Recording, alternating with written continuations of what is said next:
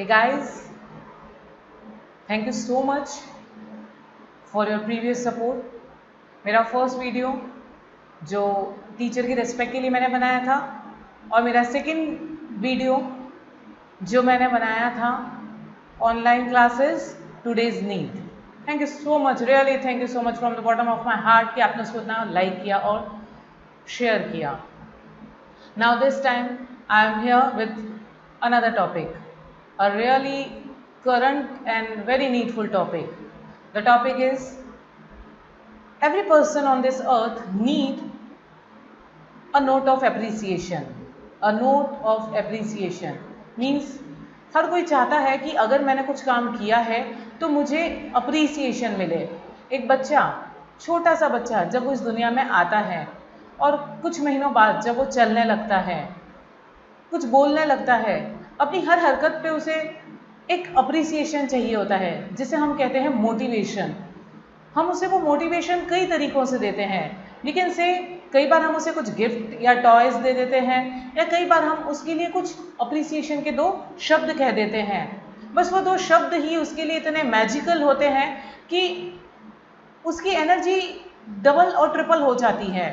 जब एक बच्चा चाहे स्क्रॉल करता है, जब पहली बार कदम रखता है, पहली बार कोई शब्द बोलता है या पहली बार लिखता है, हम उसे अप्रिशिएट करते हैं। और ये हम सब अच्छे से जानते हैं कि अप्रिसिएशन ही वो मैजिकल थिंग है जो हमें यहाँ लाती है, हमें बूस्ट करती है और हमें मोटिवेट करती है कुछ और भी अच्छा करने के लिए। आज अगर आप मेरे वीडियो को लाइक करते हैं, शेयर करते हैं, तो मुझे कहीं ना कहीं उस चीज़ का मोटिवेशन है। बस इसीलिए फिर से एक नए इशू के साथ अगेन चॉइस आपकी रहेगी। आप चाहें तो मुझसे अग्री करें, चाहे तो डिसअग्री करने वालों के लिए ही स्पेशली मेरा हमेशा वीडियो होता है। This time the video is for again a topic that is कि जब इस पैंडेमिक सिचुएशन में, आपको बता देती हूँ आज डेट है 4 जुलाई 2020, ठीक है, और हम अनलॉक 2 में एंटर कर चुके हैं। मतलब 4 लॉकडाउन देखने के बाद, अनलॉक 1 देखने के बाद आज अनलॉक 2 में हम एंटर कर चुके हैं और हर कोई इस पेंडेमिक सिचुएशन को फेस कर रहा है। जैसे कि मेरे प्रीवियस वीडियोस में भी मैंने आपको कहा था कि इस पेंडेमिक सिचुएशन में अगर कोई कभी नहीं रुका है तो वो है हमारे टीचर्स या हमारे वो एम्प्लॉयज़। मतलब मैं ये नहीं कहती हूँ कि मैं उन सारे कोरोना वॉरियर्स को अवॉइड कर रही हूँ, वो कोरोना वॉरियर्स को तो हम लोग हमेशा अप्रिशिएट करते ही हैं, उनके लिए तो हमारे दिल से दुआ सलाम निकलता ही है, उनकी खैरियत तो हम रखते ही हैं, उनको मैंने कभी इग्नोर नहीं किया।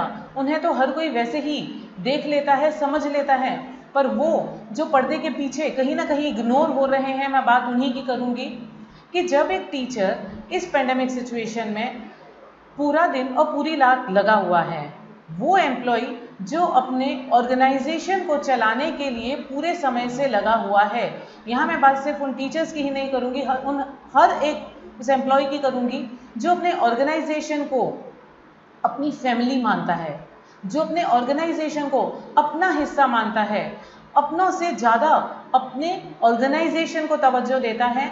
क्या हमें नहीं लगता हमें भी उन्हें एक नोट ऑफ एप्रिसिएशन देना चाहिए, जो दिन रात लगे हुए हैं इसी आशा में कि बस सब कुछ अच्छा चलता रहे, चाहे दुनिया थम गई थी या दुनिया चल पड़ी, पर ये कभी नहीं रुके। इन्होंने अपनी सेवाएं हमेशा लगातार अनवरत हमें दी।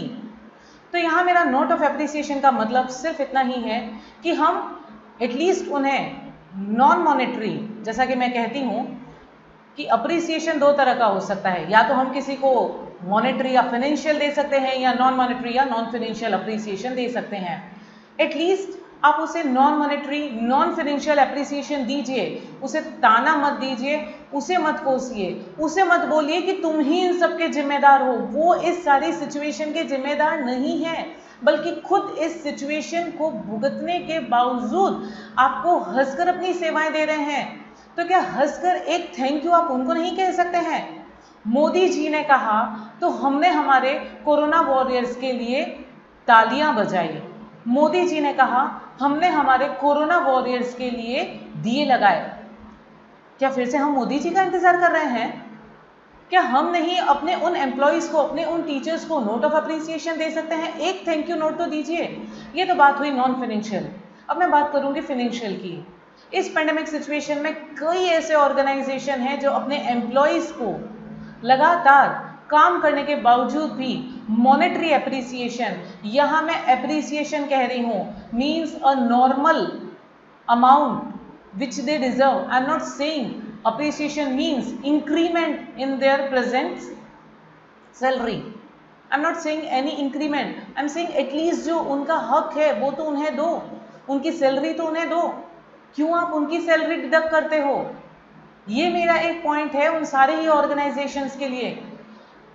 हर वो ऑर्गेनाइजेशन जानता है कि उन्हीं के कारण कई घर चलते हैं, कई हमारे वो भाई और बहन लोग जिनको हम अपने ऑर्गेनाइजेशन में अपना हेल्पर मानते हैं, बट उन्हीं के कारण हमारा पूरा ऑर्गेनाइजेशन रन होता है। उन्हें तो सबसे ज़्यादा नीड होती है मनी की। सारे ही टीचर्स, एम्प्लॉयज़, जितने भी वर्ग, में शायद सबका नाम ना ले पाऊँ, अगर उनको उनका अमाउंट नहीं मिल रहा है तो बहुत ही दुख की स्थिति है। कहीं ऐसा ना हो एक दिन वो भी हार मान लें। उनका हार मानना कहीं ना कहीं आपके ऑर्गेनाइजेशन की हार होगी। तो पहचानिए, ऐसा मत कीजिए कि उन्हें आप सिर्फ 50% दे रहे हैं।